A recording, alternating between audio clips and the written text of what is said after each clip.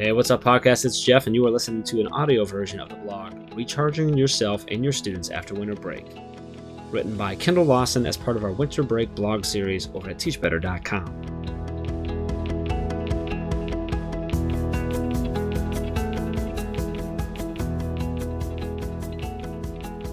Welcome back. Hope your time off was great. Mindset is everything. Smile more. We're glad you're here. These are some of the things you might hear after winter break walking past my classroom. With that said, getting back into the routine is hard. I know a quick shift in words, body language, and mindset will make a world of a difference for me and my students. I try to model this as often as I can. They deserve to see an adult who chooses to show up for herself and her students. I chose this career, and all the ups and downs that come with it. I hope that you are able to find joy in whatever it is that you do to disconnect, reconnect, or have fun during your time off. You deserve this break, and I hope you spend it doing all the things that make you happy. Personally, I try to divide my time between hanging out by myself, hanging out with my people, and prepping for the next few months. I always feel like the Monday after break feels just a little like the first day of school. Some of the thoughts that go through my head are things like, what should we do? What shouldn't we do? I don't want to overwork them, but I want to maintain my expectations. While not an expert, after 6 years I have found what works for me when getting back into the swing of things. Here are just a few tips to help recharge yourself and your students after winter break. After break tip number 1, make it work for you. Do your best to not overbook yourself. Keep your schedule light for at least the first week. Go home early. Schedule more time for activities that make your soul happy. Doesn't need to be anything outrageous, but do your thing. This will help your routine fall back into place. After break tip number 2, welcome your students back as people. Recognize and appreciate the changes they will bring back. Give them some grace when they test your patience. Try not to ask about gifts from the holidays. Ask about a favorite day or activity from the time.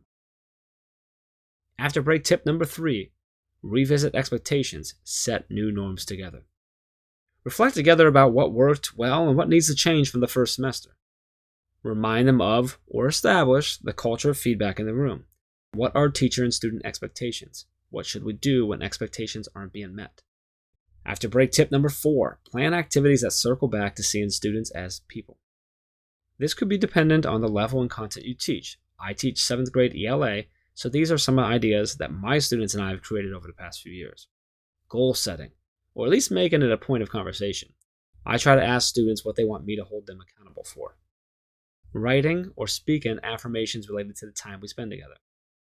This month I will. This semester I will. There's value in writing and speaking affirmations, or will, inside of a goal. We post these inside and outside of the room and talk about them often. Make paper snowflakes and have students write down words on the snowflakes. The words could be character descriptors, goals, words to remember, etc. I hang them in a large mural outside the room with a title of Be You. One of my favorites. Writing and mini speeches. I try to get kids back into speaking, listening, thinking, reading, and writing as soon as possible. The way to do this is to get students up literally on their feet, talking, listening, inquiring, writing, and reading about thoughts and topics they are interested in. After break tip number 5, try something new for yourself. Over break, find the thing, a strategy, project, research, idea, etc., that you want to try out. Give it your all. It will help you to find something new to focus on and be excited about. The reality is we try more than one thing throughout the year, but I challenge you to devote yourself to something you are really interested in. I'm stoked to actually, finally, customize learning paths for my kids. After break tip number 6, focus on the essentials. What are the things students must do? What can you save for later? Try to eliminate the busy work, but find valuable learning opportunities for students to invest their time in. How can we reignite curiosity and rigor in the classroom? A student-planned unit, perhaps? In past years, I've found myself returning from breaks frustrated that students weren't working to the potential I expected.